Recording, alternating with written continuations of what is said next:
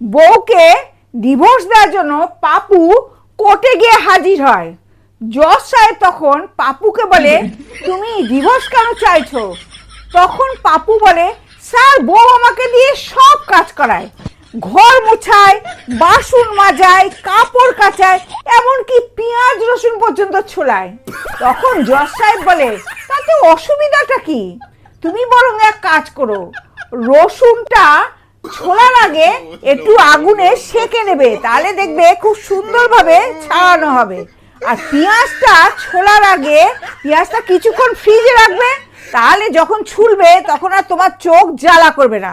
আর বাসন মাজার আগে বাসন কিছুটা আগে জলে ভিজিয়ে রাখবে, তাহলে দেখবে মাজতে খুব সুবিধা হবে। তখন পাপু বলবে, স্যার আমি যা বোঝার বুঝে নিয়েছি, আমি মামলা তুলে নিচ্ছি। তখন জজ সাহেব বলে, তুমি কি বুঝলে শুনি?